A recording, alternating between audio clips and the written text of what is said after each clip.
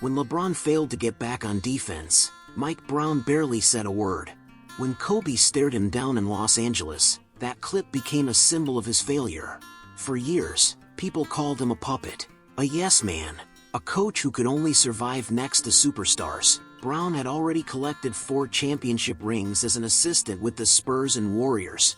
And yet, this coach so many people once mocked as a puppet helped the Knicks win their first NBA championship since 1973. So was it luck, or was it real ability? A year ago, when Mike Brown replaced Tom Thibodeau as head coach of the Knicks, few people believed he had much of a future in New York. In New York, a head coach is always one bad week away from feeling the heat. And now, he has become a New York legend. The old Mike Brown was once seen as LeBron's yes man. Shaquille O'Neal once revealed in his autobiography that Brown didn't dare criticize LeBron during film sessions. Former Cavaliers player Delonte West echoed that view, saying Brown was tougher on players lower in the pecking order than he was on LeBron.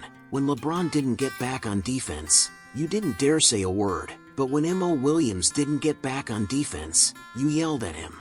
The way people evaluate Brown has always been deeply divided. Those who respect him say Brown is hardworking, eager to learn, great at communication, and highly knowledgeable tactically. They see him as a rare basketball mind. Before Brown even graduated from college, he already knew his body was not built for professional basketball. So he applied for a summer internship with the Denver Nuggets, working as an unpaid video intern, driven purely by passion. Brown's love for basketball was well known around the league. That passion eventually brought him under Greg Popovich's wing. When he was an assistant coach with the Spurs, Brown always carried a pen and notebook with him. Whenever he saw a good set or a useful concept, he wrote it down. Then he would go home and copy it into his own playbook. Over time, he filled up several boxes of notes. Few coaches outside San Antonio may have understood the Spurs system better. And 20 years later, he used all of it in the NBA Finals. With the Pacers, when the infamous malice at the Palace broke out, Brown was an assistant coach. Despite the danger, he was one of the first people to rush into the stands. He grabbed Ron Artest tightly from behind and helped get him safely back to the locker room. In 2011, when he interviewed for the Lakers' head coaching job, Brown sat in front of then-owner Jim Buss and pulled out a notebook of more than 50 pages. It was packed with offensive sets he had designed for the Lakers. He also brought 4 DVDs. Each one was nearly 50 minutes long. They were full of detailed ideas on how to build the Lakers' defensive system.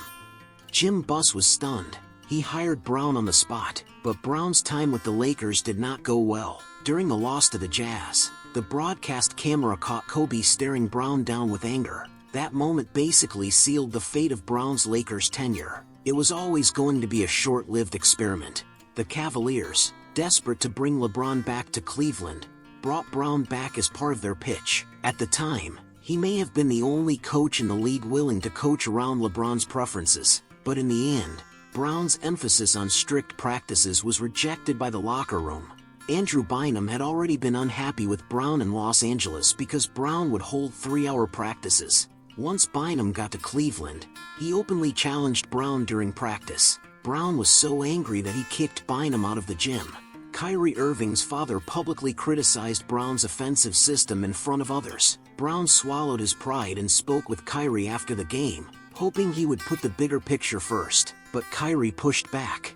He said he was still at an age where he needed to build his numbers. Asking him to sacrifice his individual production was too much to ask. The final straw came in 2014, against an injury-ravaged Lakers team. At that point, the Lakers were so depleted that they had only 5 available players left by the end of the game. Center Robert Sacre had committed 6 fouls and should have been disqualified. But because the Lakers had no eligible substitutes left, league rules allowed him to stay on the floor. And even under those circumstances, the Cavaliers trailed by 21 at halftime and lost by double digits. Owner Dan Gilbert was furious. He immediately fired the team's general manager, and after the season ended, Brown was gone too. After being fired 3 times in 4 years, Brown humbly went to Golden State and spent 6 years working under Steve Kerr. He witnessed and helped build the Warriors dynasty, and his coaching philosophy underwent a fundamental transformation. When Brown returned to a head coaching job in 2022, he established a player leadership council inside the Kings locker room. The leader of that group was current Spurs guard De'Aaron Fox. Players were allowed to discuss practice intensity with the coaching staff based on how they were feeling physically. They could also offer suggestions on schematic adjustments. The move was extremely popular. Brown changed the Kings' locker room culture and tactical system. He led Sacramento to its first back-to-back 45-win seasons since 2004-05. He also took the Kings back to the playoffs after a 17-year drought. Brown became the first unanimous Coach of the Year in NBA history. But Sacramento's front office believed the team's revival was more about roster construction than Brown's individual coaching. After a poor start to the 2024-25 season, Brown was fired. But the truth is, once the Kings lost Brown, they went right back to square one. On July 7, 2025, Brown was named the Knicks head coach, a move that caught plenty of people off guard. The season before, Thibodeau had taken the Knicks to the Eastern Conference Finals. It was the franchise's first trip to the conference finals since 2000. But inside the organization, dissatisfaction with Thibodeau was also growing. The main issue was that Thibodeau was too stubborn. He was unwilling to listen to assistants and players, and he refused to innovate tactically.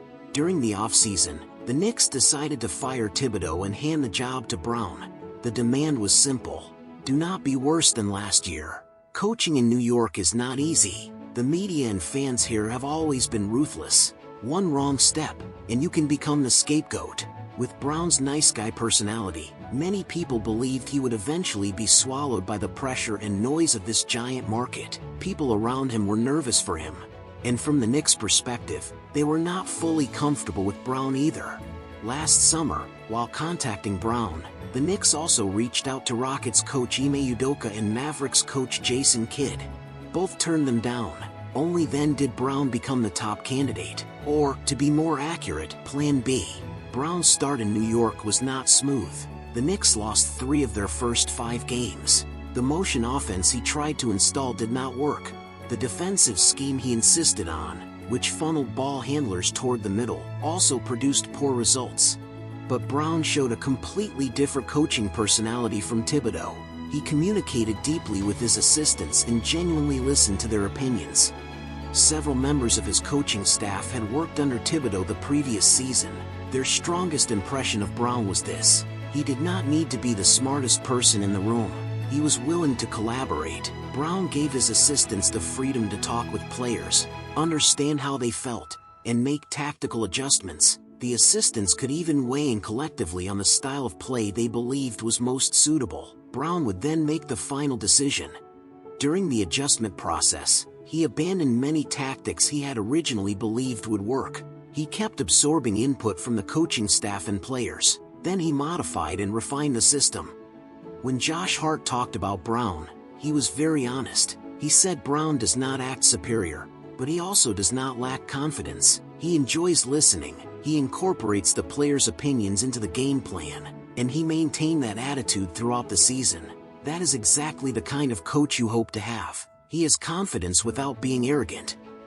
During the season, Brown experimented with different lineups and was not afraid of trial and error. Early in the season, he put Jordan Clarkson into the rotation, but after the trade deadline, when Clarkson's play fell off, Brown decisively sent him to the bench.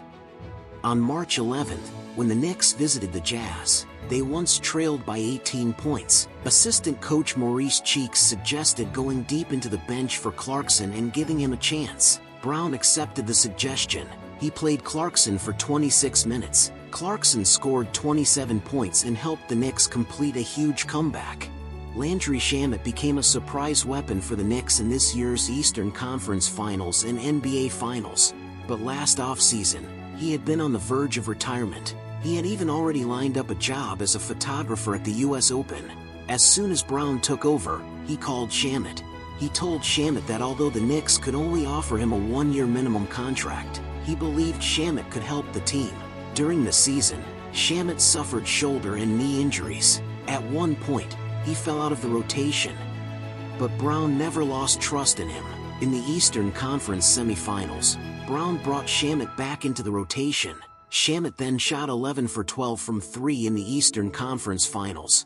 That was the best possible reward for Brown's trust. Brown also unlocked Karl Anthony Towns in the NBA Finals. The player once labeled soft became something much tougher, and that was no accident. Early in the season, Brown tried to install a motion offense centered around Towns as a high-post passer. When the results were poor, he temporarily shelved the idea. But in the first round of the playoffs, when the Knicks fell behind the Hawks 2-1, Brown decided to return to his original tactical vision. He let Towns operate as a passer.